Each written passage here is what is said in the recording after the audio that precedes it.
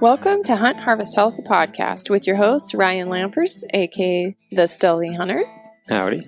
And myself, Dr. Hillary Lampers, where we share our love for ancestral living and the health topics of the modern age. Ryan is the well-rounded bearded brawn of Hunt Harvest Health. His knowledge of backcountry adventure, western hunting, and our household status as garden guru and super dad really defines our gut stealthy lifestyle. Doc Hillary is definitely the brains and beauty behind all of this. She kind of makes everything happen, as I have zero technical skills. Hill is just a wealth of knowledge in all things medicine and nutrition, which not only keep our family healthy, but they help me stay strong in all my mountain adventures. You can follow us at huntharvesthealth.com, Instagram, and Facebook for more podcasts, recipes, and stories. All right, let's do this.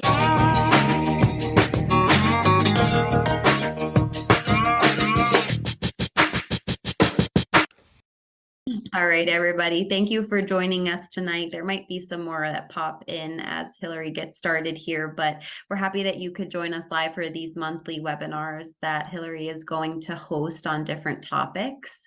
And tonight's is on toxins, as you all know, and it's very important, a very shocking topic to discuss that I think is going to be great. And so the way that we're going to run this is Hillary has a PowerPoint. She'll get started, share some things that she's had prepared. And then once we get to a certain point, we're going to stop, and based on what you have, heard tonight, or if you have any questions that are relevant, that's sort of the value in attending these live webinars, is that you have Hillary here to ask and get those directly, which is not very common, and she's usually busy, so can't do this very often. If at any point you have any questions that come up during the webinar, I'm going to be monitoring the chat. You can send your chat if you don't want it to be publicly seen in the meeting group chat. You can send it directly to me, and I will be monitoring that the whole time. Otherwise, we can wait until Hillary gets to that stopping point and go from there. So Hill, I'll turn it over to you now for this Toxins Navigating a Toxic Environment webinar. Great. So welcome, everybody. And again, thank you for being here tonight. This is always really fun for us to do. It's fun for me to do. I will say getting ready for it for me is like, I always feel like why did I add something to my plate? But every time I do the webinar, it's fun to talk about these topics and then get you guys to have questions, and so we can just have a dialogue. And yeah, so I have enjoyed doing these, and Emily is an awesome co-host. So please feel free in the chat to ask any questions that you have. And tonight, we have a very large topic. So our topic tonight is toxicity and navigating a toxic environment. And I sometimes get these ideas from, I got this idea from one of the last webinars that I did. I believe it was the women's health webinar. And there was a lot of questions around toxicants and how can we help ourselves with toxicity. And so I thought this would be a great topic. But like I was just telling Emily, this is a ginormous topic. The amount of information, and unfortunately, the amount of toxic stuff we have going on in our world is quite overwhelming. So I kind of want to steer this webinar and this conversation into helping you understand your body and what your body is meant to do as the perfect divine machine that it is, and how it's meant for you to detoxify. So we're going to talk about that. We're going to talk about kind of the biggest groups of chemicals and toxicants that we see today in the environment. But what I want you to understand is that the average person today in America is exposed to over 85,000 different man-made chemicals every day. Doesn't mean every single one of those you come in contact with, but just in our environment, in our homes, in our workspaces, in our personal care products, in our food, in our kitchens, in our laundry, everywhere. It is alarming. And so we obviously cannot go through all of those.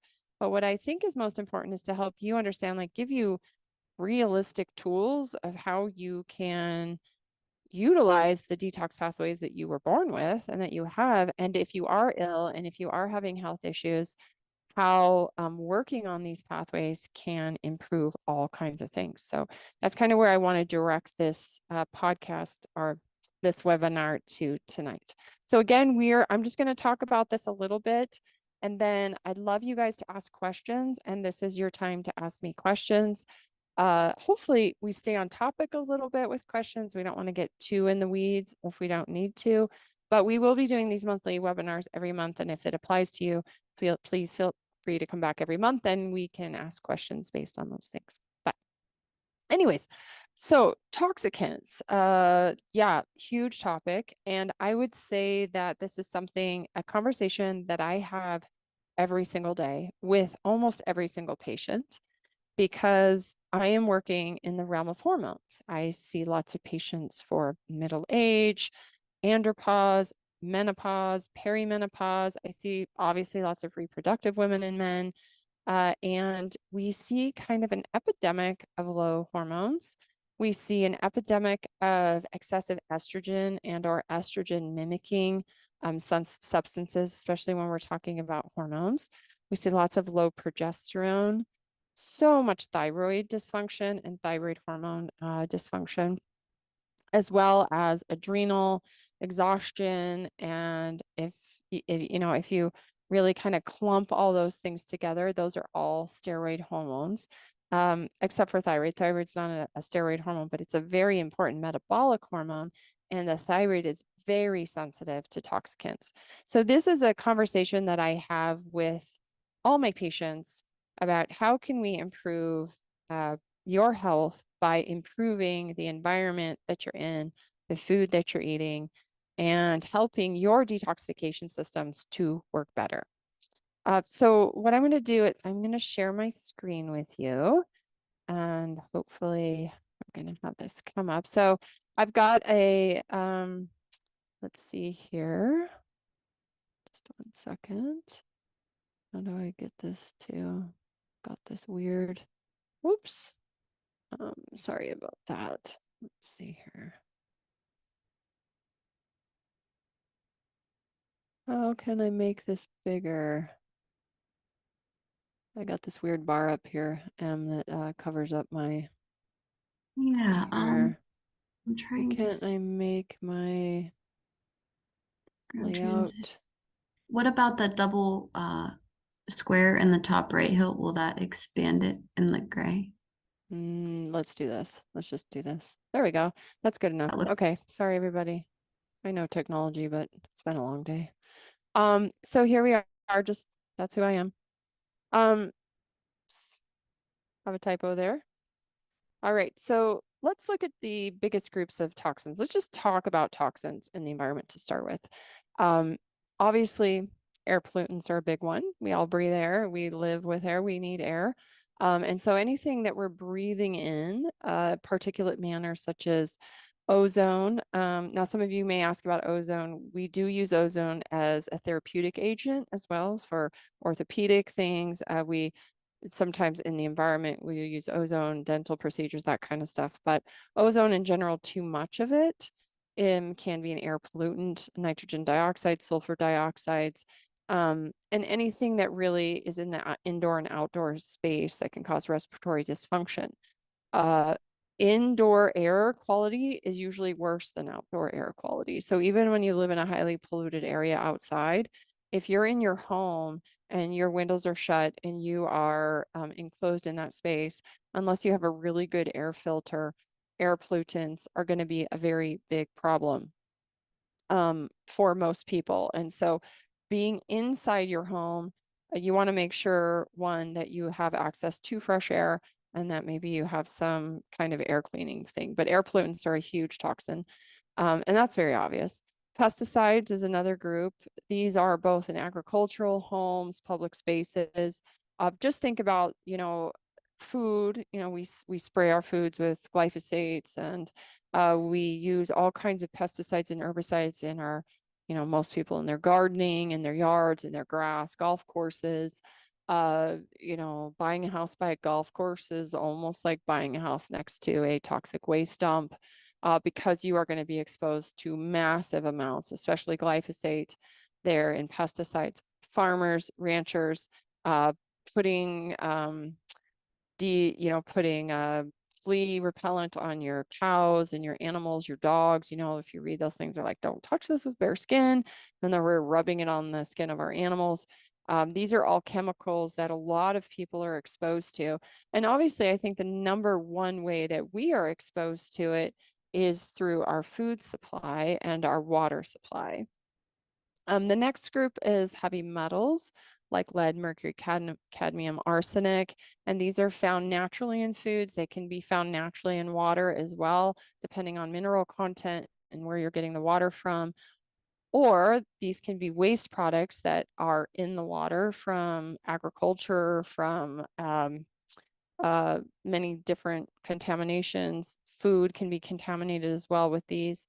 And heavy metals are really hard on the body, but heavy metals do a lot of storing. Like some of these, we'll talk more about that, but heavy metals start to store themselves in body tissues, bone, nerves, that kind of thing. So over the long term, we can see a lot of problems with heavy metals. And probably one of the most well-known ways of getting heavy metals is mercury amalgams in the past, where people were getting mercury fillings. And so this is yeah, this is not good.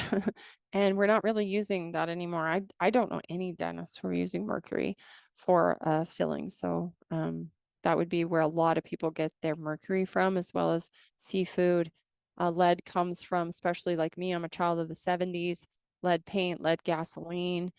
We've really cleaned up the environment with those things, but I mean, we got places like Flint, Michigan that have lead in their water pipes. And there's a lot of communities around the country like that, actually. I just went to Ireland and learned all about great history of Ireland. And in Ireland, they tell these stories of how all the beer at these breweries or whatever, they used to come through piping, and they would come out of the kegs or the taps, and people would drink. Of course, they were also drinking like out of aluminum or lead cups, but these pipes had lead in them and the beer was coming out. And people would drink so much that they would get lead poisoning, and then they would almost die, and they would look dead, and they would like look like they stopped breathing, they would turn gray, etc. And they thought these people were dead, so they would take them, and there's horrible stories of them burying people alive, and these people waking up from this lead poisoning because it kind of like sedates you and puts you out for quite a while. And so they now have a thing that's called the wake. And Catholics do this and a number of other, but if you've ever heard of the wake is the time before you bury somebody, and there's a certain amount of time for that. And that word actually came from the Irish who were drinking too much booze and they were getting lead poisoning. So they were trying to make sure they weren't burying people alive and they were coming back to life. So interesting information. BPA, bisphenol A, we have heard a lot about that in the past, and we saw this big movement to remove BPAs from the environment. And this is mainly found in plastic and food containers. It really interferes with hormones. So that was the big concern and has been the big concern with any BPAs. So BPA is the one they removed and said, oh, it's free. But now we know they just added in a different bisphenol group, and we're seeing as much toxicity with those. Another one that you want to be concerned about with BPA is the inside lining of cans.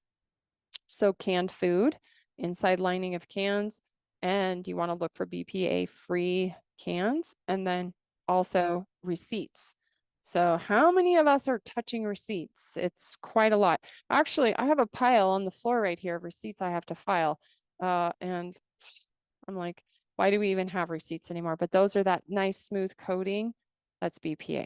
So you are touching that, you are absorbing that through your skin.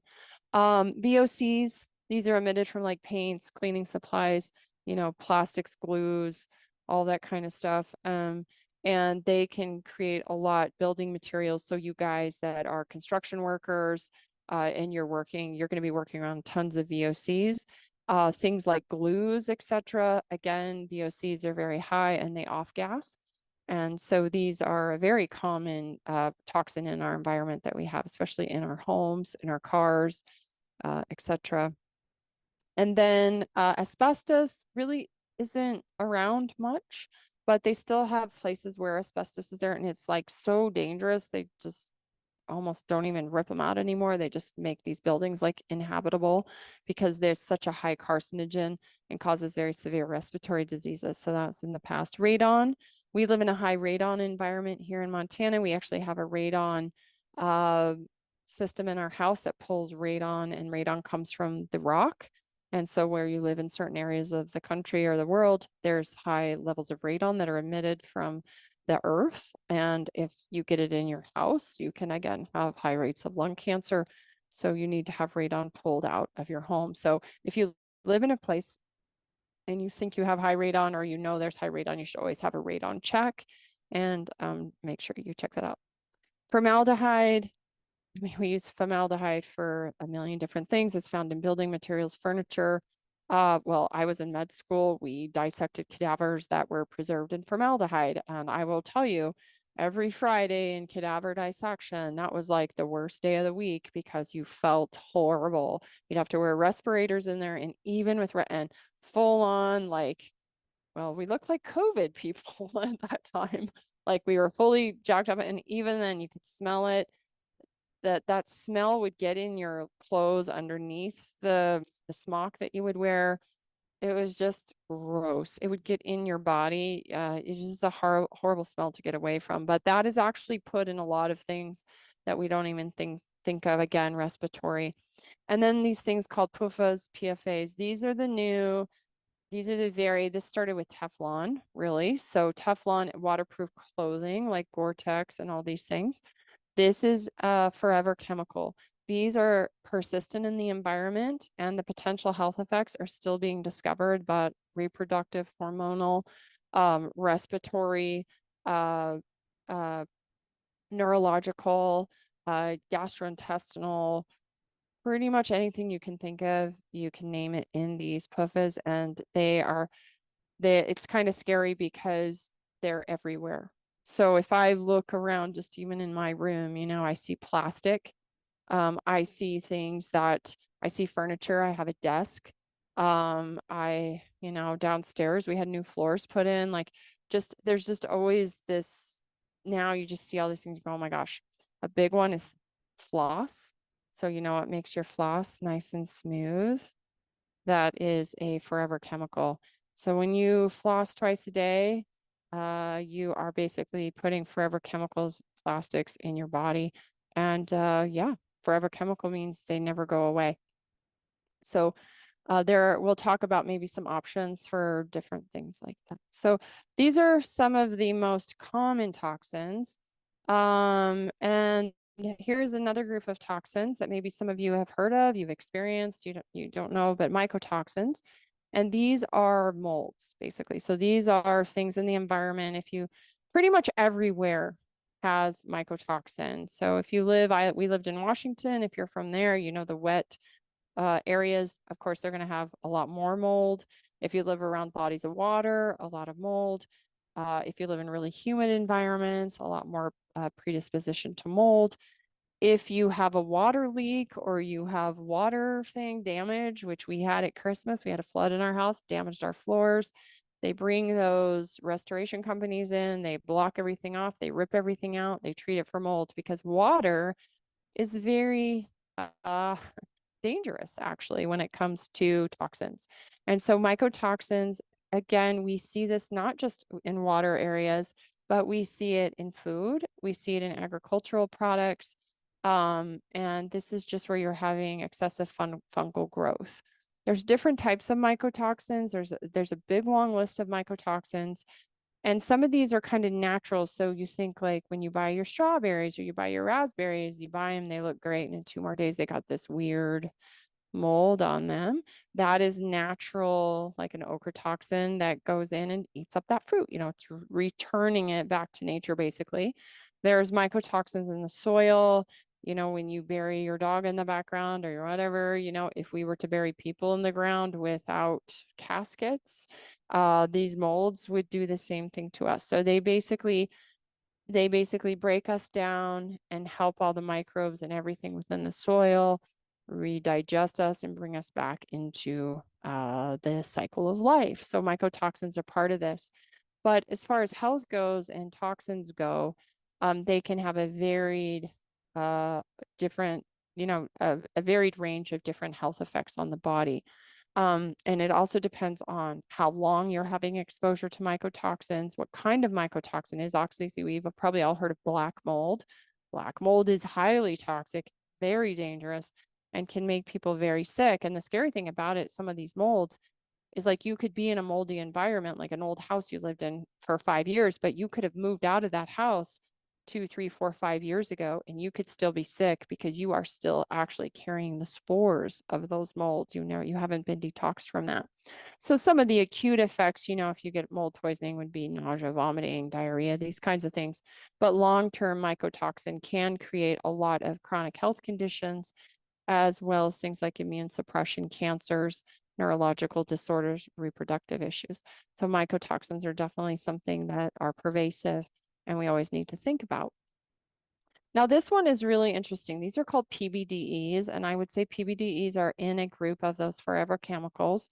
But I did in undergrad, I did a nutrition undergrad, and I had to do a thesis on something. I forget what the class even was, but I did a very in-depth thesis and research project on PBDEs. And PBDEs are fire retardants. And I did it on this because at that time, I was a zealot about toxins. And this was because I got sick in my teenage years from taking antibiotics, and I got dysbiosis in my gut. And then I got a bunch of other health problems. Then I got immune instability. I got kind of like Lyme disease symptoms or chronic fatigue or whatever you want to call it. But this was back in the late 80s, and nobody really ever did this. So I kind of had to heal myself through my gut, my diet. I found a naturopath who helped me. And I just started digging into our toxic environment. And when I had gotten into undergraduate, I was sort of a zealot about this. So I was just like always looking into this. And at that time, the big story was that these PBDEs were literally, they were finding them in the fat of polar bears and the fat of, killer whales in the ocean. They were finding them in all the inland lakes and the fish, and they were finding them in breast milk of women. So Europe, I believe it was Switzerland. You guys have to give me a break because I was an undergrad in 2000, so I was like 23 years ago. And they did a study, I think it was Switzerland or Austria or somewhere like that, where they had women donate samples of breast milk, and they tested these women's breast milk, and they found alarming levels of these fire retardants. Now, where do you find fire retardants? Well, back in the day, you know, the fear was if you put your baby in a crib and something started on fire, your baby would obviously burn up or die or whatever. So when Teflon, like in the 50s, and again, these forever chemicals were starting to be created, they thought, well, we need a safety net. And a safety net would be like, we don't want, like if a house is going to burn down, what if we could salvage some things that wouldn't burn? Obviously, human life, maybe furniture. We don't want like foamy couches exploding in fire if someone drops a cigarette in them, like whatever. So they started creating these PBDEs, and it started with a group called PDEs, and then it kind of graduated into this. But these fire retardants were basically sprayed on everything. So by the 70s and 80s, everybody had fire retardant everything. So you bought fire retardant baby clothes, you bought fire retardant mattresses, your linens were all fire retardant, like you buy sheets that were fire retardant, your couch is full of these because they put fire retardants on them. All your pressed wood has fire retardants in it. I mean, the siding on the house has fire retardants in it. And when they took all these women's breast milk, they were like alarmed at how much of this was in the breast milk, because that's alarming. That child is going to be breastfeeding, and that child is so tiny that they were finding the body load of toxins. And we'll talk about body load, but body load of toxins is, the more toxins in a smaller unit, you're going to have a lot more effects. When you have a tiny little baby getting exposed through breast milk to lots of PBDEs. Now, mom, she may be able to detoxify that because she's bigger, she's got more body mass, some is coming out in the breast milk, but the baby's so tiny, they're getting a huge body load. So that became a problem. So Switzerland or whoever, what the government, and not only did they test breast milk, they started testing butter. So for some reason, butter is like the standard for testing toxicants. This is why you should always buy good organic butter, because butter is very fatty, obviously. And fat, all these chemicals we're talking about tonight, are lipophilic. They stick to fat. So they stick to your fat in your body. They get stored in your fat. They get stored in your nerves. The myelin sheath around your nerve is very fatty. And like butter from a cow is milk. So when that cow is getting milked, those chemicals are sticking to the milk particles. So they were testing butter and they were testing breast milk in women, and they were seeing this correlation of excessively high fire retardants. So they decided that they were going to ban fire retardants within Switzerland. And then they tested women over a 10-year period, I believe it was. I need to look this study up, and I can add it to the end of my PowerPoint.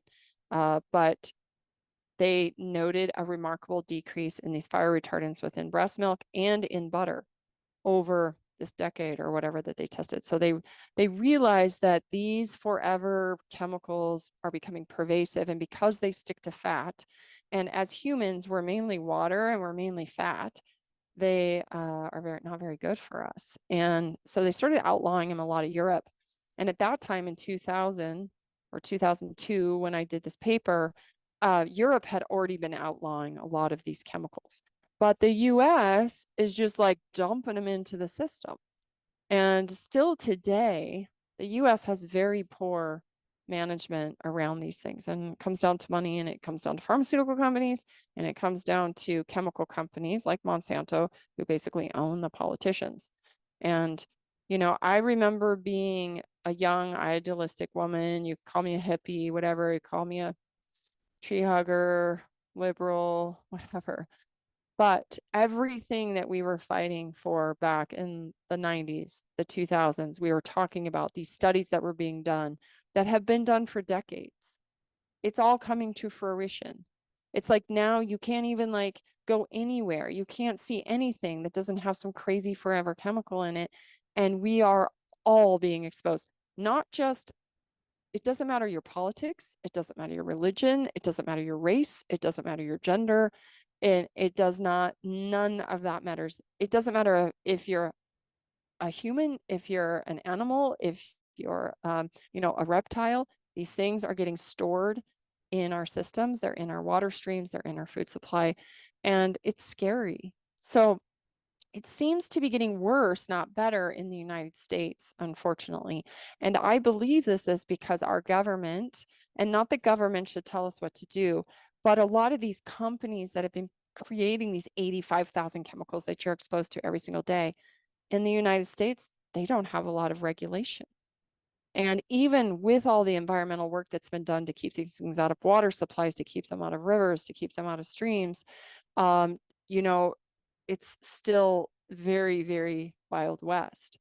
The scary thing about these fire retardants is that if you buy a couch that has fire retardant on it, and you are going to buy a new couch someday, you get rid of your old couch.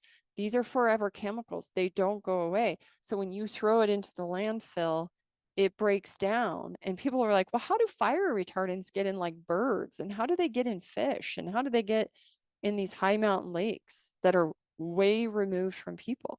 Because when this foam that's been sprayed with this breaks down in a landfill, it breaks up. Well, who goes into a landfill? Birds, animals. They get these things. Birds carry it off and they go to this high lake. They drop it in an ocean. I'm not an ocean. They drop it in the lake. wham, there you got fire retardant in your high alpine lakes. So yeah, when I did this research project, I was like, oh my gosh, we are doomed. And this was 20 years ago. And the amount of forever chemicals that have now been produced since in the last 20 years is insane. The amount of neurodevelopmental issues we're seeing has increased. The amount of cancers that we are seeing has increased. The amount of thyroid disruption we're seeing has increased. The amount of autism, the amount of autoimmune disorders. So, I mean, there's a lot of things in our environment that play into this, but when you just even look at just one group of chemicals, just these right here can have these effects. So think of the 85,000, the 100,000 man-made chemicals that we're being exposed to every day, not to mention mycotoxins, which are natural, right? And things in our environment that are natural. You know, you live in Hawaii or you live in an area where there's volcanoes going off, you're being exposed to that. Your lungs are getting that. So, you know, these are a mix, but these can be quite alarming, these PBDs. So don't mean to freak everybody out, but and that's why I didn't want to get too deep into this, because it is kind of scary when you start talking about these things themselves. So what I want to do now is let me see where I am here. What I want to do is talk about the detoxification process itself in your body. So we just went through all those scary things, and believe me, there's a lot more. There's things I didn't even talk about, but we are actually built to detoxify. We are the most amazing detoxification machine on the planet. Our body knows, the divine intervention of our creation knows that we have to live in a toxic environment. And it's been like this forever. It's just that in the last 100 years, the amount of toxicants that we as man have created to make our lives easier has greatly increased. And that's put a lot of excess load on our detoxification systems. So we see a lot more chronic illness now, I think, because these pathways are heavily being affected now, way more than they ever were. I would also say that, you know, 100 years ago or 200 years ago, there was probably a lot of people dying from things like heavy metal poisoning, because they were drinking out of lead cups, those lead pipes. They were using mercury as medicine, you know, on all different places around the world. So there's things we know that aren't good for us now. We're not going to do that. We're not going to treat somebody with mercury. You know, we're not going to be having lead pipes for our water systems. And so we know those are dangerous. So there are some things we've gotten better at, but those things are still pervasive in our environment. And so our body has to detoxify them. So this is just a very simple representation of what's called phase 1, phase 2, or here they have step 1, step 2, detoxification of waste product, of toxins that then turn into waste products that then are excreted in the body. And the liver is really where all of this starts. Step 1 and step 2 detoxification, these happen in the liver, and they require a number of different steps and nutrients and et cetera to happen. So, and then we'll talk about how we eliminate the waste, which we really call phase 3 detoxification.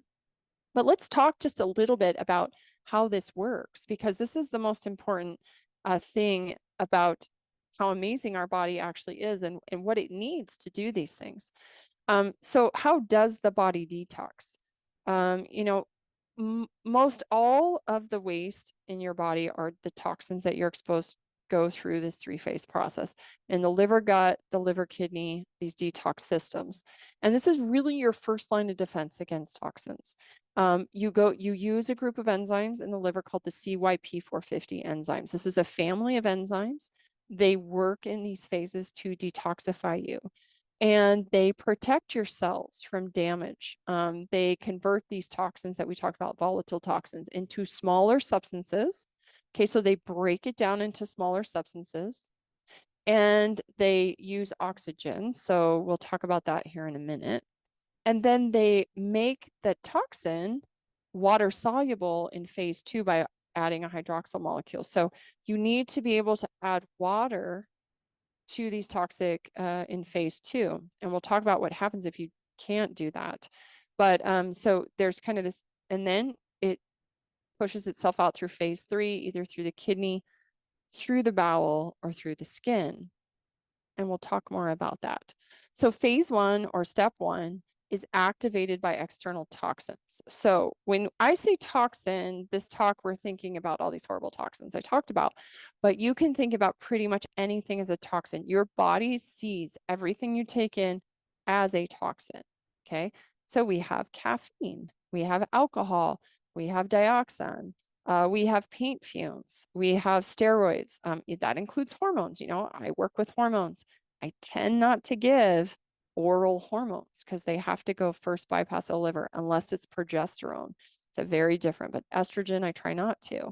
Testosterone, I'm not giving oral testosterone, but steroid hormones, pesticides, sleeping pills, birth control pills, those are oral hormones that are handed out like candy. Cortisone is a steroid hormone. And so what happens is all these things come into your environment and they're activated by what? They're activated by different nutrients. So you've got citrus. Actually, like let's not talk about citrus right now, but let's vitamin C, cruciferous vegetables, most of your B vitamins, any things that help you break down metabolism, cysteine, methionine, choline, and inositol, minerals like magnesium and iron. These are all really important for phase one activation. And if I go back to this picture, you will see right here in step one, these are the required nutrients in order to help you do phase one detoxification of what comes into your body and then move it towards step two.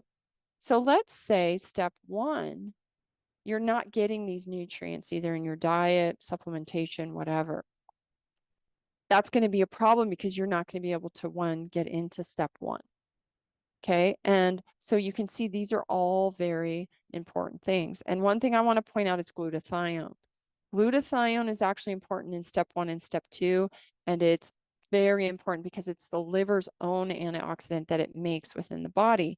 And so we need this antioxidant. And unfortunately, a lot of our lifestyle habits today diminish glutathione. We also have genetic propensities to where we may not make as much glutathione. And so we can talk about that genetics a little bit here. So now we're in step one. And this is called oxidation. So what happens, phase one, all these things come in, and then it's created into a more harmful toxin through oxidation. Okay, this is absolutely necessary. And the result of this is free radicals, which can do a lot of harm, even to your DNA. So if you don't keep moving through phase one into phase two, what happens? Let's say phase two is really slow. You're not getting what you need in phase two to move those toxicants from phase one to phase two.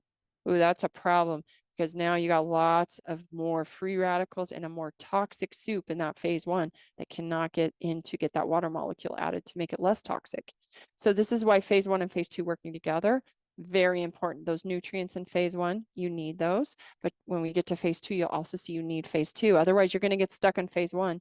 And this is where people get sick. So those of you who maybe don't do caffeine very well, you do caffeine, it turns on phase one, you start going through phase one, but your phase two is really slow because you're low on some of these nutrients or you're blocking phase two and you feel sick or you don't metabolize caffeine well.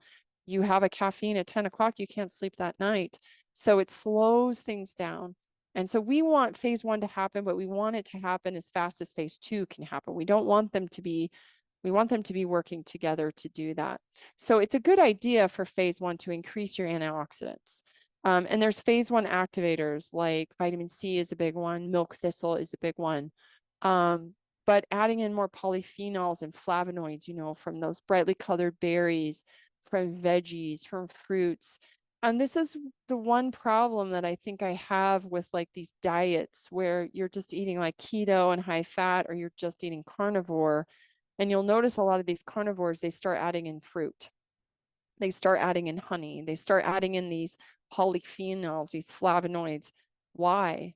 Because they realize they need them for this phase one, phase two detoxification, and they're really important. So even at that, I just, you know, fruits and vegetables and these things are actually really important for detoxification. And so if you're eating fruits and veggies 5 to 7 times a day or whatever, you're probably getting a lot of these covered, but let's talk about your fruit and veggies. If they're covered with pesticides and stuff, you're just pushing phase one and they may be doing more harm than good. So the type of fruits and veggies that you're eating. Now we go into phase 2. So phase 2 is all about what's called conjugation, and it uses 6 different pathways to take that phase 1 metabolite out, add a water molecule to it, and then pull it into your GI tract through your bile, into your kidney through your urine, and then through the stool in the feces. Also, the other way is through sweating and through elimination through the skin. But for phase 2 and these heavy toxicants, you got to be peeing and you've got to be pooping. Very important. And so these are the different pathways here: glucuronidation, acetylation, esterification, amino acid conjugation, sulfation, glutathione conjugation. Yikes, all big stuff, biochemistry. But this is what's happening in phase 2. Now, what is absolutely required for phase 2? You need sulfur. So all those things that stink, like Yellowstone National Park, garlic, onions, meat, egg yolks, cruciferous vegetables, those are sulfurs. You need sulfurs. You cannot do phase 2 without these sulfur things. So they're very important. Molybdenum, which you'll see down here on the list, that's a trace mineral. You find that in leafy vegetables, you find that in liver. Hooray for organs. What's interesting is people that are molybdenum deficient, they can't digest sulfur foods. So if you're the person who can't digest garlic and onions, you get bloated, you feel gross, you eat egg yolks, you feel gross. You eat all those brassicasias and cruciferous veggies and you go, broccoli and cauliflower, you might need more molybdenum in your diet. And you can take that as a supplement if you need to. It's a trace mineral. But again, you might even just take some organ meats and you might get some of that. But that's an interesting note. And I see a lot of patients that have that. They cannot digest these sulfur things.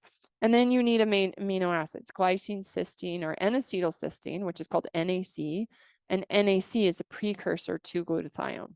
And glutathione, remember, is that antioxidant that your body actually makes. You make it and you can get it from cysteine, taurine, and methionine, which mainly you get from meat. And then B12, so essential. Almost 50% of the people I test have low vitamin B12 issues, and it's mainly because of their gut. There's a thing called intrinsic factor in the gut. You have to have enough intrinsic factor to take vitamin B and absorb it, B12. If you don't have enough intrinsic factor, you could be eating B12 meat, you could be eating steaks, you could be doing that all day long. You're not going to digest that B12. You're not going to absorb it, I mean. So this is why we see people doing B12 shots. We do sublingual B12, goes straight into the bloodstream. It bypasses the gut. So if you got a lot of gut issues, you might be having B12 issues, and you need that for this phase 2. And then obviously glutathione, which we talked about. Glutathione is hard to absorb as a supplement. You've probably heard of liposomal glutathione. It's a fatty molecule with glutathione attached. That's the best way if you're going to take glutathione. And it stinks. It stinks like Yellowstone Park. It stinks like the boiling pots because it's all sulfur. So, but that's one thing to take. And then here I've got these other things here, other nutrients: garlic, rosemary, red grape skin, so resveratrol, CoQ10, resveratrol, these nutrients. These are all helpful for phase 1 and phase 2. These are all antioxidants. These are polyphenols. These give us all those rich antioxidants that we need for detoxification. And now we have phase 3. So we don't talk about phase 3 enough in biochemistry. I don't know why, but phase 3 is like the most important piece, because you could do phase 1 and phase 2, but if you can't do phase 3, you like are going to be constipated. You're going to have kidney, you're not going to, like you can't get rid of the waste.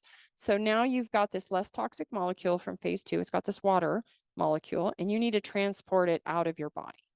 So how you do that is via your bladder and your urine. So your kidney filters it, takes it out. It goes into the small intestine through your bile.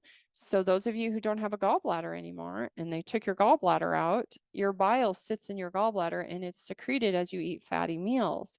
Bile is actually like a soap. It goes in and it's sudsy. And not only does it break up fat, but it binds up toxins and it helps eliminate it through the feces. So bile is partially why the color of your feces is, greenish, brownish, those kinds of things.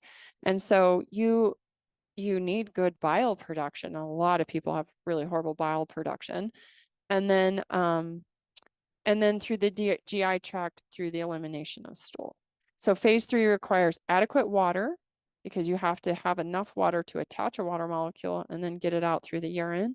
And then you have to have your GI system working well.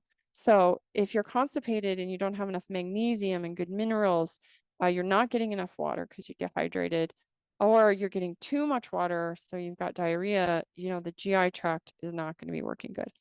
And I didn't put the Bristol chart on here, but that's basically like what's the consistency of your stool. And that's sometimes how we evaluate these. All right.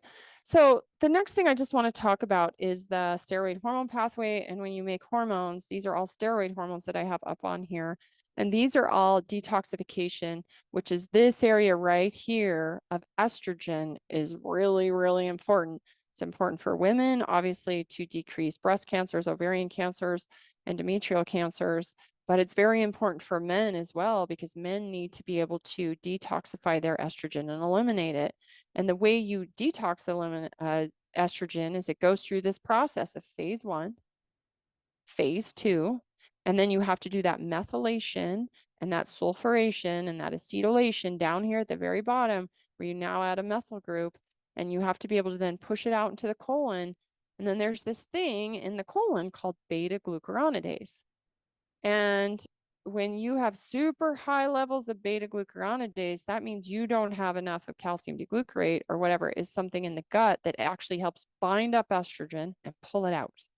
And so what happens is you get recycling of estrogen through the colon because you can't get it out, you're constipated, and now your colon just reabsorbs these steroids. And now you have excess estrogen syndromes and you have excess estrogen because now you have all this.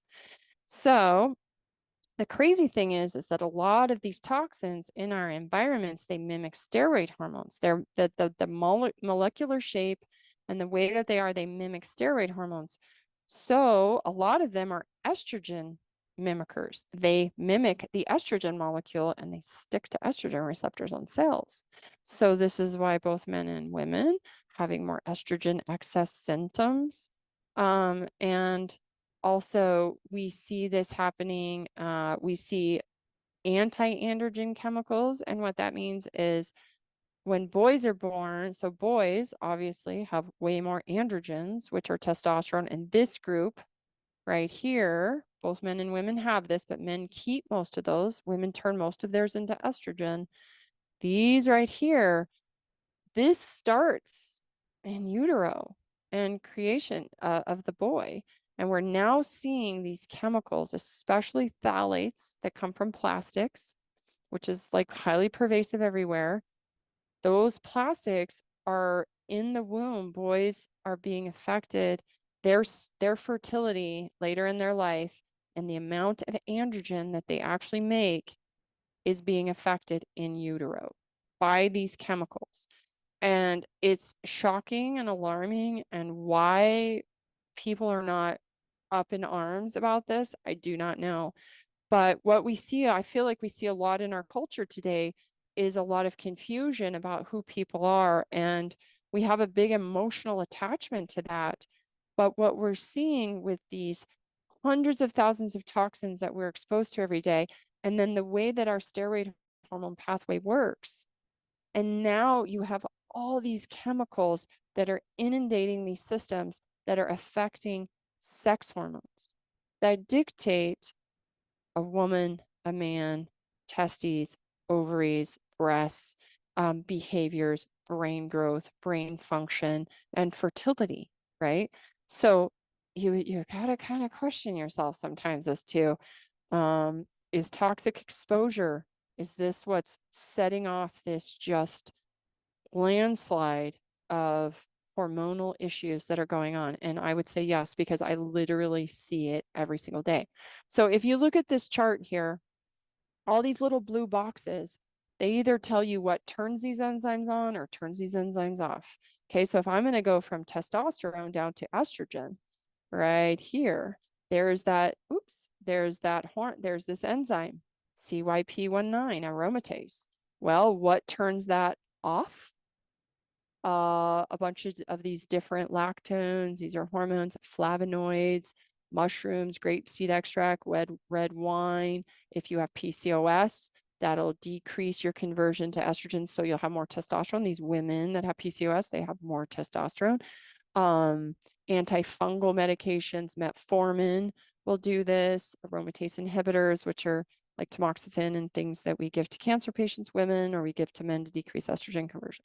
But what turns this on, and this is what I find really intriguing, is that obesity and inflammation. By 2030, half of our population is going to be obese. I talked about that on the last podcast with seed oils. Okay. So obesity turns on more estrogen conversion. High insulin, which if you're obese, you have insulin resistance. Highest insulin turns it on. Quercetin turns it on.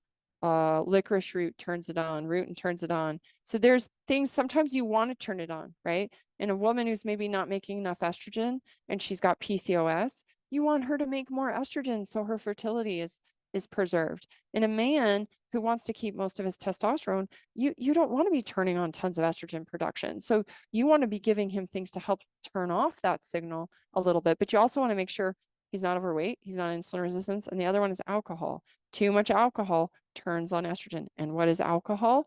Alcohol pushes phase 1 detoxification, turning it into a more toxic aldehyde substance in the body. And the more of that you have around, if your phase 2 is really slow because you have a poor diet, you don't have enough sulfur veggies, you don't have enough fruits, you don't have enough glutathione, those chemicals are going to create that toxic soup, and then you just make more estrogen. So when you look at this chart, I just want to remind you that this is going on in all of our bodies all the time, different rates, different, if you're postmenopausal or you're a 20-year-old male versus a 50-year-old male, this is going to be different for everybody, but this is what is being affected in our environment right now. So as far as my PowerPoint goes, that's kind of the end of it, just because I didn't finish it. So what I figured we could do is this would be a great time if anybody has questions about toxicants, about certain things in their environment. This might be a good time to ask. We'll talk about treatments in a minute.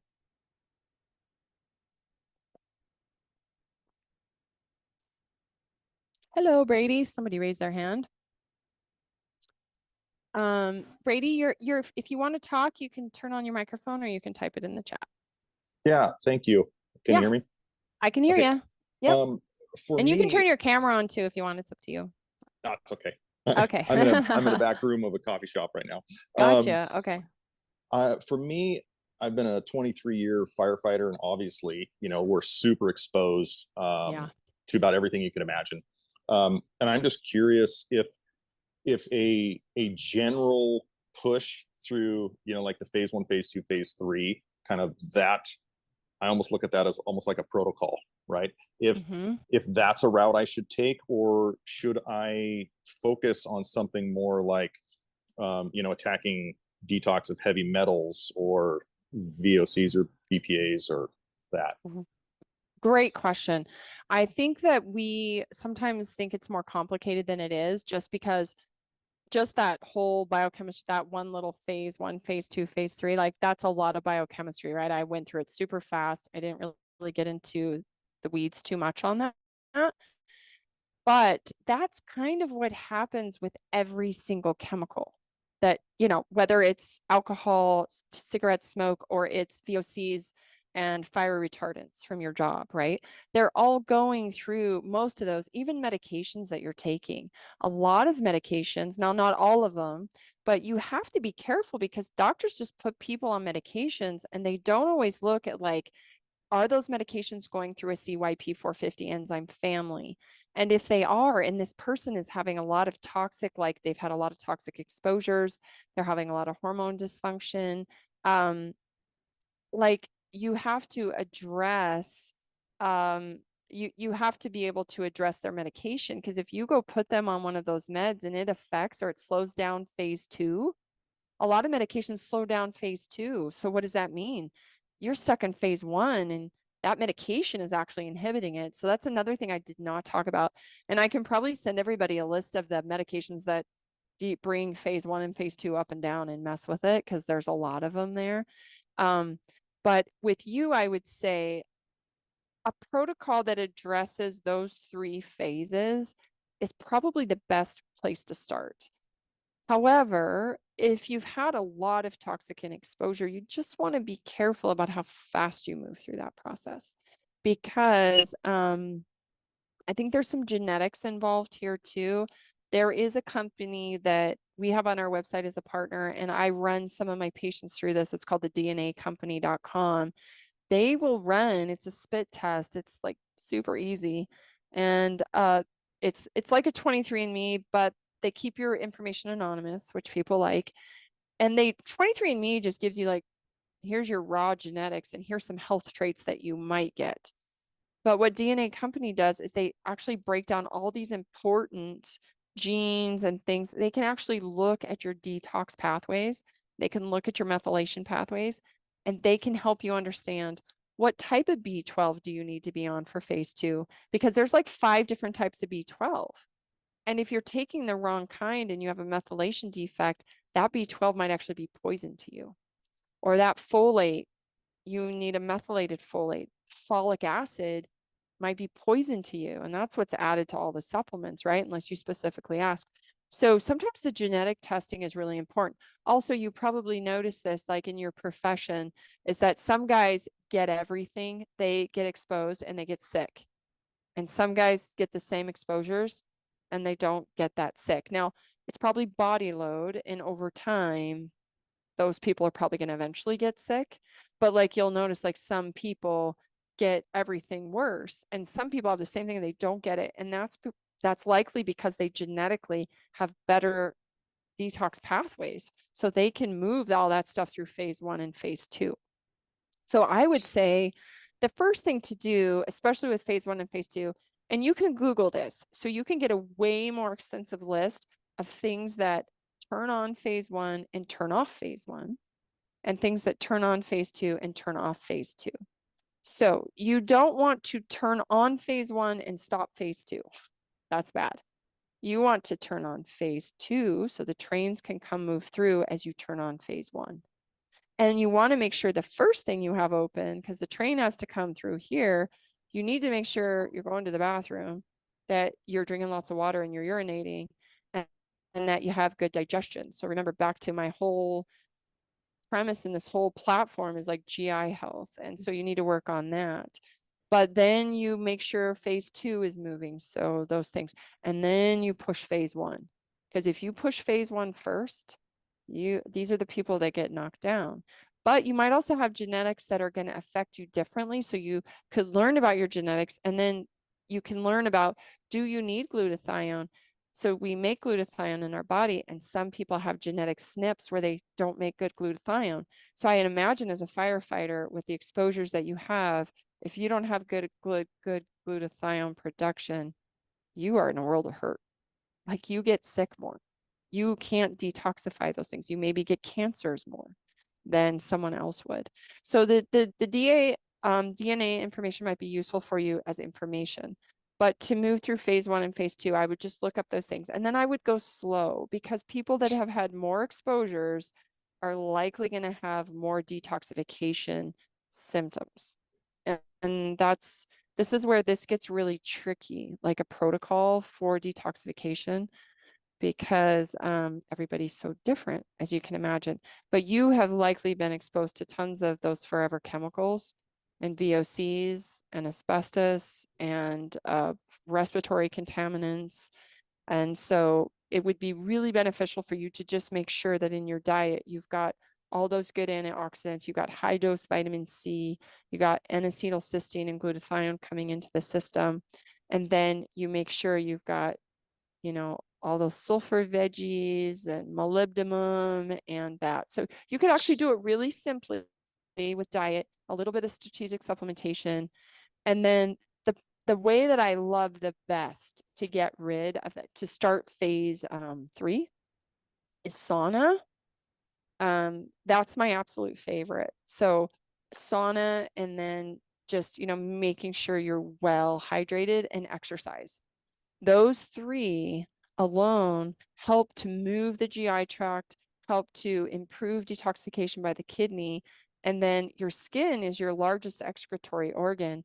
So the more you can sweat, and those heat shock proteins also support the immune system, and they literally get stuff out of your body. So, a lot of people want to come see me and they want to spend a bunch of money to run all these tests and to do all this complicated stuff. And because people don't understand biochemistry like most people, I mean, you have to like have years of education to understand this stuff.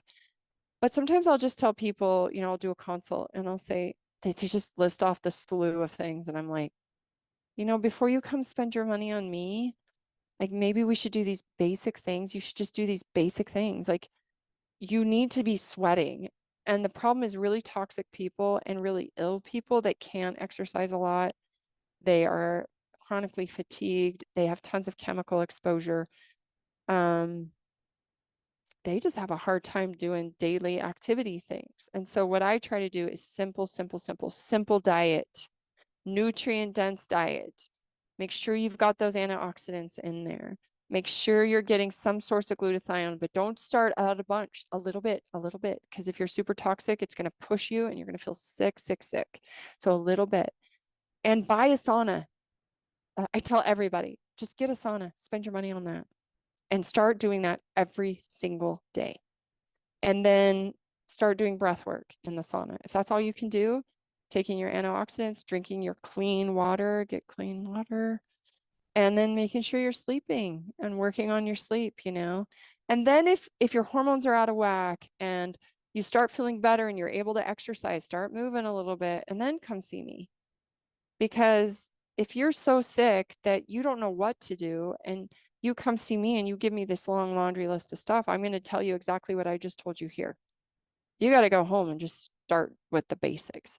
So I think we can all start with those basics, but in your case, you might need more information about, you can do toxicant tests. You can test for mycotoxins. You can test for all these gasoline derivatives in your blood. Almost everybody I test when they want to do a toxicant panel has gasoline derivative in their blood. That's everybody.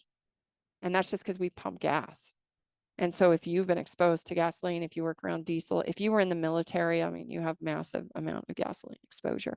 I just read a study last night on the Environmental Working Group website. Over 50 to 75 military bases in the US have now been declared as basically toxic waste dumps. And they're still functioning. Pearl Harbor is number one. So Hawaii, which is the most beautiful microcosm environmental place in the whole world, they have more than 2 military bases that are basically like, you shouldn't be there. They're toxic and people are still there. So military people have been massively exposed, and first responders. So that's where I would start. Does that help? Do you have any more questions around that? No, thank you. That's fantastic. Because I've been at, a busy station. Typically, we go to the most fire. So I know my exposure level is super high, and it kind of makes me laugh when you talk about the diesel exposure. And for the first, at least half of my career, our fire engines, as we would, open the app bay door, drive out to a call, we close the door, all of that diesel exhaust sits inside the app bay, and we return. And I mean, over years, the walls are black, and we get to a point where we have to actually wash the walls. But that's what we're going back into, and that's the environment we live in. And nowadays, they've finally got exhaust systems that pull the majority of that out. But yeah, the toxicant test is something that I think I'm going to jump down, and especially the DNAcompany.com. Yeah, so let me give you some resources. Emily, maybe you can type these in the chat. So a resource, so Great Plains Labs, I think you can still, they might have changed their name, but Great Plains Laboratory, they do a mycotoxin testing. They do a toxicant profile. I think it's called EnviroTox or something. And that looks at a bunch of different, you can do glyphosate testing through them as well, which we all have tons of glyphosate in us, even if you're eating organic, like that's probably a duh. But that would be a place, Great Plains. Now, I don't know, you might be able to order your own kit and get it sent to you, but you might have to have a doctor go through it with you. but I don't know where you live, and I'm happy to help give you some references to see if we can find a functional medicine doctor or somebody in your area that could help you even go over that test and maybe give you some advice. But that would be that. And then the DNA company, thednacompany.com. And if you use Stealthy, I think you get 10% off of it or something. And they're always having sales. Like they have the Father's Day sale and this and that. So, you know, go on there and see. It's normally $400, so you can get it cheaper than that. But that gives you literally a book on yourself, and it makes your own podcast. So it literally, if you don't have time to read it, you can just drive to work and listen to all your genetic messes and how you need to help yourself. And it gives everything. I mean, it is the most extensive thing I've ever seen. It is so cool. I absolutely love that when patients will do that. And then saunas. So I just last week had a sauna put in my basement, and these guys are out of Coeur d'Alene, but they will travel anywhere in the United States, and they will set up a sauna for you. You can pick from kits, you can pick outdoor ones, indoor ones. They'll build you a custom sauna. They'll build you an infrared. I got a regular sauna. I like hot, sweaty saunas. Those are the ones I like the best. But infrared, when you're really toxic, that may be better if you're so sick that you can't sit in a hot sauna for more than 30 seconds. You might benefit from a infrared, but you have to be so careful because Costco will be selling a sauna for like $1,500, but it's got super high EMFs. It's got glues and these VOCs. So you turn it on and what are you getting exposed to? You're getting exposed to a bunch of chemicals. So you don't want that. And these guys will do that for you. And they're given, let me see, they just put it in, and they're starting a new business, but it's northwestcustomsauna.com. And I've done a podcast with them they have a sauna place in Coeur d'Alene where you can go get in saunas and be a member, but they are awesome. And if you don't use them, that's fine. If you tell them I sent you, you'll get a break, but they somebody like that. And I've just been lately telling people, because I've waited 50 years to have a sauna in my house, and I've always been like, well, I don't have the money. I need to spend money on this, you know, whatever. And 2 months ago, they were like, Hillary, we have this sauna kit from Europe that we have, and it's got no glues. It's amazing. It's our best sauna. We'll come put it together in your house. And we've been trying to refinish our basement, but we just never got around to it. And I just kept waiting. Like, I'll get it when I refinish my basement, when I get my new bathroom put in. But, you know, COVID came and it's expensive. Building materials are freaking ridiculous. So I just put it off and put it off. And then finally I was like, I had COVID and I had long COVID for a year. And I would go do the infrared sauna and I'm paying for it at this place. And then I'm like, no, I'm going to pay the money.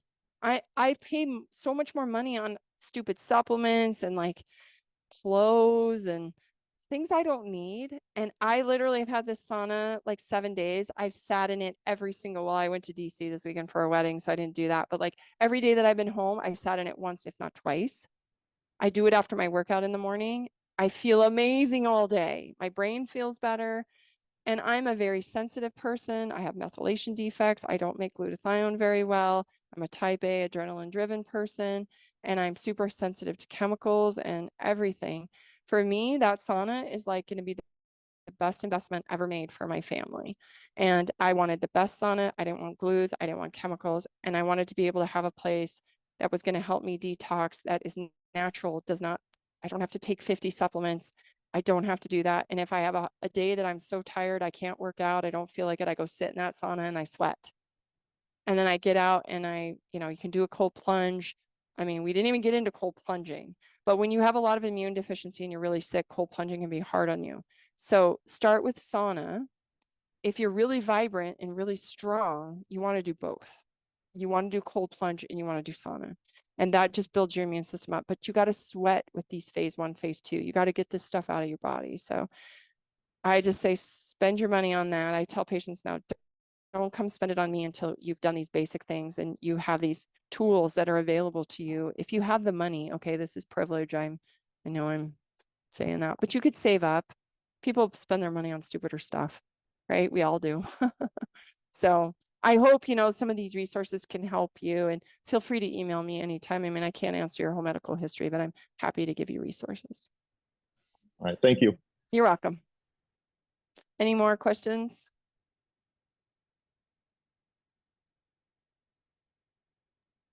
I had one come in directly to me, Hill, Okay, great. asking how bad using aluminum foil in the oven to cook is.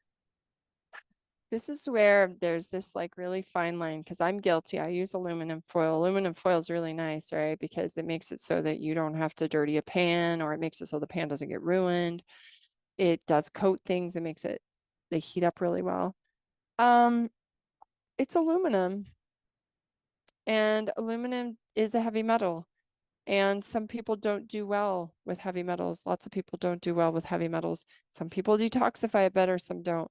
But we do know aluminum is stored in the nervous system and can cause things like neurodevelopmental issues and stuff like that. So if you have another option like a baking pan with a lid, and you can put your potatoes in there or something, they're still going to cook. You're still going to have a baked potato, but wrapping it in foil may not be perfect. Now, we put events, we cook for lots of people, this Emily, like sometimes we use aluminum foil, we wrap things in it.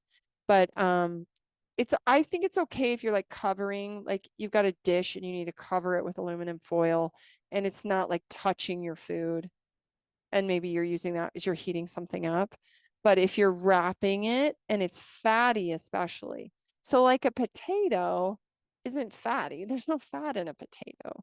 But like something fatty, like a piece of fish, and we all use foil for fish. That's another really common way to use it. So how you can do it to use foil is you put parchment paper in there. So you put your fish or your meat on the parchment paper, and then you wrap the foil around the parchment paper. So the foil isn't in the fatty food. So that's probably one way to use it. But again, aluminum foil, like plastic wrap and Ziploc bags, which we all use, I use in moderation now. I just really try, like my kids' lunches, I buy them all reusable containers, bags. I just try not to use all that stuff because it just goes in the garbage. And when we say forever chemicals, those things don't go away. When you put them in the garbage, you think they go away. Well, they go away from you, but they don't go away. And we eat a lot of plastic. And I think for guys, especially men and women, but men are really being insulted with these estrogen mimickers in our environment. And men have these more high-risk jobs, like our last guy here, and they are being exposed to these diesel fumes, and they are exposed to these things. These are all affecting their hormones, right? So at home, when you're home and you're in your environment, you can clean that environment up.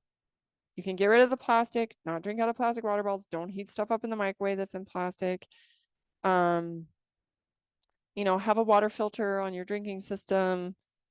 Everything down to like shower curtain. Have you ever thought about your shower curtain? Your shower curtain is a forever chemical that off gases VOCs while you're taking a nice hot shower because heat makes it come out. Try to buy a shower curtain without the PE, whatever it is in there, PAVs or whatever. It's very difficult unless you use a cloth shower curtain or you have a glass door. So I have a shower that doesn't have a glass door on it. And I just, every time I have to wash my cloth thing. And then I bought this shower curtain and I was like, it wasn't off gassing, but I'm like, I don't think this is totally great. I was like, I just need to get a glass door put on the shower is what I need to do. But so remember, like all these little things we don't think about: your floss, your shower curtain, your aluminum foil, your plastic wrap, your Ziploc bags. And don't wear your shoes in the house. Ryan loves to give the girls this lecture. So dads and moms, when your kids want to trample in the house, they're disgusting shoes, or ladies, your husband walks in with his mucking boots on, he's walking through your kitchen. Yeah, if you've been in the chickens and the cows and the wherever, do not wear those in the house. That's gross. But you know what? Most of us go to the mall or we go to Target. I don't know if we're going there, but we go somewhere and we go to the public restroom. And my husband's like, do you know what men do when they go in a public restroom? They just pee all over the place and they stand in the urine. And then you just walk out and you go in and pee and you stand in their urine. And then you come home and you wear your boots in the house. So and then we're all girls. So we're like, gross. What is wrong with men? And he's like, yeah, that's gross, but the women's bathroom is the same. And you're walking, you got heavy metals on your shoes, you got dust on your shoes. We live out in the country. I can't keep the dust off my floor. I can't keep sand off my floor. My dogs come in and out. People, yeah, they're gross too, but I can't wash their feet all the time. But I've been walking around with gum and spit and heavy metals and all that. So try to be cautious, cognizant of that, and maybe just don't wear your shoes in the house. Try to vacuum your floors, clean that stuff up.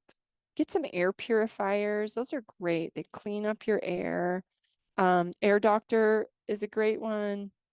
Those are the ones I have in my house. IQ Air is a great one. Those are from Switzerland. Very good air cleaners. Now, these can be expensive. Air Doctor's cheaper. They have carbon filters and HEPA filter. And then IQ Air has mold filter, a VOC filter, and it has HEPA filter. So that one I bought like 17 years ago when I started my medical practice, and that thing still works. Now I have to order filters every 2 years, and that's expensive. But when you take those filters out, I live in just a normal house with kids and dogs. Oh my gosh, the amount of dust, the amount of hair, the amount of in these filters. So, air filters in our world today, I think are essential, but those are two companies that I like for air filters. Water is tricky because we live in an old farming area. So we have heavy metals in our water. We have arsenic in our water.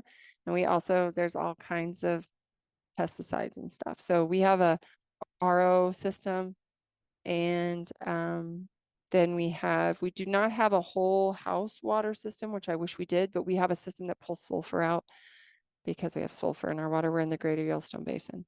But I kind of wish we had a whole house water filtration system. So I'm thinking about that. We do have a filter on our shower, but we have really hard water. So water is tricky, and as well as if you can get really good spring water, that would be the best.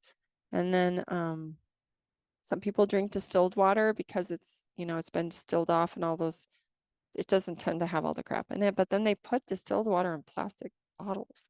And if you've ever drinking water out of a plastic bottle, it's been in a plastic bottle, right? So I've always been intrigued by that. Like, why would you make this fancy distilled water and then you put it in a plastic bottle? So now you've got plastics in the water. I don't know. We've so poisoned ourselves. We've just so poisoned ourselves, and it's beyond us all now. So what you need to do is just as much as you can, your diet, your daily habits, your environment, clean those things up. Another big one is your mattress. Look for a no VOC, maybe bamboo, maybe latex, these types of mattresses that don't get off gas. And then mattresses over time get mold in them, they get dust mites in them, they cause lots of allergies and stuff. So mattresses are another scary one. We have an all leather couch. There is a lot of environmental issues that go on with making leather. But I think if you're going to buy anything, shoes, purses, couches, leather lasts, and it doesn't have, vegetarian leather or whatever we want to call it, is plastic. And it creates a lot of environmental toxins, and it's not healthy for you. It off gases really bad. So, but, think of a piece of furniture. That's another thing I think of. So the supply chain. Do you need to throw your couch out? Maybe you have an old bed and you need to replace it, but do you really? Like, it's going to go into a landfill and all that stuff is going to. So just always thinking about consumerism. I think about that now because I used to work in this business of selling consumer goods. Like that water bottle, do you really need it? Because you know how much work it took for that. Like, it's just not sustainable. So I spend my money on books. Probably shouldn't do it. I should just put them all on my phone. It's probably not sustainable. Lots of trees get cut down, but I like books. So that's my advice. Anyways, any other questions?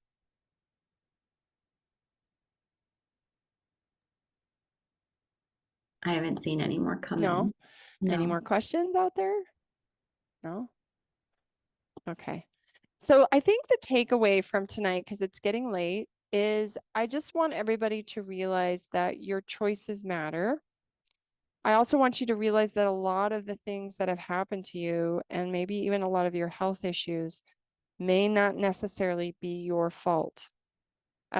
We live in this toxic soup with hundreds of thousands of chemicals, and depending on who we are, what our genetics are, what our lifestyle is, what job we have, what stresses we've been under, where we live, whether we live in the city, we live in the country, we're a farmer, we're a rancher, you know, we live in a high rise in New York City. All of these things affect our bodies, and they affect how we possibly throughout our lives could function. So the best thing to do on a daily basis is just to remember very simple things. Like I said before, looking at that phase 1 and phase 2 and phase 3. How can I support those phases of my liver to be able to eliminate the toxins that I know I'm going to be exposed to? And doing that at least minimally every day. If you're a sicker person on this end, you need to go slow. You need to do simple, basic things. That might even include not taking anything because your body can't handle it. Getting a sauna, sitting in the sauna, walking every day, taking a cold shower here and there, drinking lots of good, clean water, eating nutrient-dense food that's easily digestible, eating some of those fruits and veggies, again, easily digestible to help you, but start slow. If you're more robust and you are healthy and you have the ability to do sauna, to do cold plunge, to exercise every day and sweat, you know, do those things, really important. Boost up your diet with these antioxidants, these nutrients, these nutrient-dense things. And if you have the financial ability, consider, you know, doing some testing on yourself, maybe finding a functional medicine doctor, diving deeper into your methylation pathways, your detoxification pathways, if you can. And maybe purchasing that sauna that you've always wanted, you know, instead of maybe going on a vacation. I don't know, but in the paradigm, these are all basically the same things. It's just we might be at different levels of doing them. And, you know, you matter and your choices matter. And sometimes I think we don't realize that because there's so many people in the world and there is so much going on, and we feel like, how can we even stop this train wreck that's happening right before our eyes, you know? Chronic disease, diabetes, heart disease, cancer, depression, anxiety, chronic illness, toxic overload. These are all things that are happening, that might be happening to you right now, might be happening to a loved one that right now, and realize that your choices do matter. And whether or not it was your fault that you got in this, you are the one that has the ability to change it. And it may be slow. You might need the help of somebody like me. But I do believe that we all have the capacity within ourselves to make these little small tweaks and changes. And just think more about your ancestors. Your ancestors they had so much exposure like we did.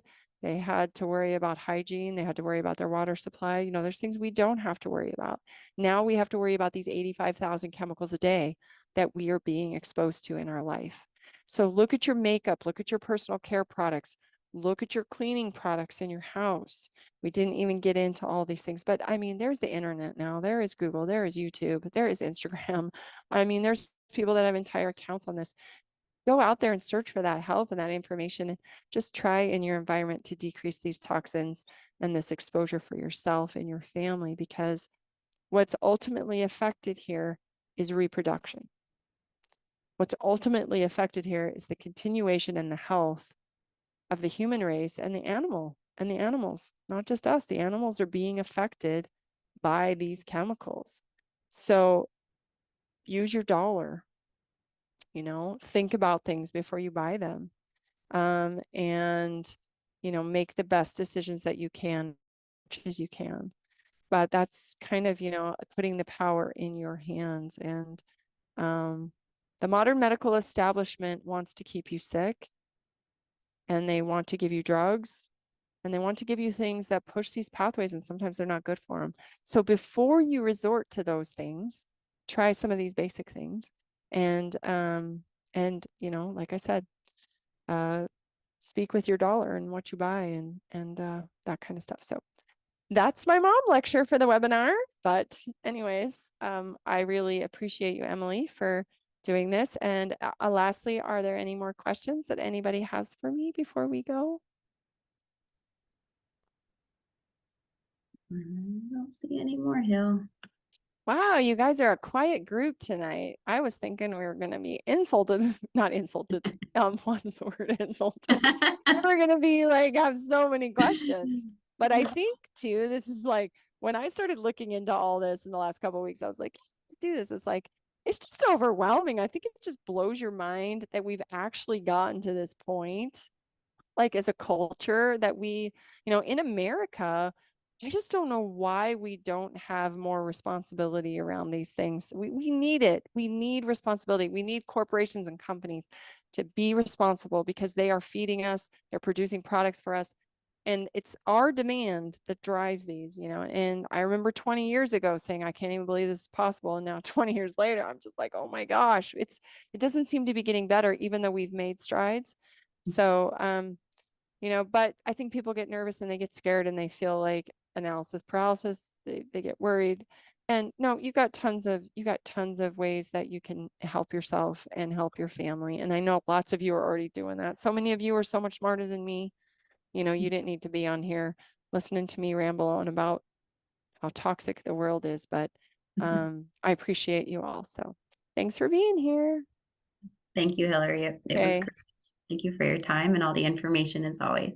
Okay, so let's just announce next month. Do we have the date for next month's webinar? We are going to do one of these a month. And so I think next month's webinar is on endometriosis, which is a very interesting topic. I know that for the guys, it's like, oh, that sounds like a woman's thing. But what's interesting is endometriosis has been highly tied into toxic exposures, especially in girls in utero. So I think if you're a woman and you've had experience with this, or you have daughters, or you're experiencing these, if you're a father with a wife who's going through these things, infertility, any of this stuff, this might be an interesting one. So we're going to have that next month. What's the date on that, Em? Did you get that? Well, I was actually looking, I think we were between that and then the blood sugar one. So whichever one you want to do, but that's fine. But we had it for September 27th at 6 to 8 Mountain Time. Okay. So they'll always be on a Wednesday, September 27th. We'll put a new sign-up sheet. If you're watching, we'll put that in social media and we'll put it on the website so that you can go sign up for that if you want to get the Zoom call. But it'll probably be, we'll just do endometriosis, and then the next month we'll do blood sugar, which is interesting as well. Okay. Hopefully you guys can join us. Thanks. Thanks for being here on your Wednesday night, everybody. The Hunt Harvest Health Podcast and the Stealthy Hunter LLC, its managers and partners, we do not diagnose, prescribe, or replace the services of a healthcare professional. This podcast is not to be used as a substitute for medical advice, diagnosis, or treatment of any health condition or problem, and any questions regarding your health should be addressed to your primary care physician or other healthcare provider. Remember, I am a doctor, but I'm not your doctor.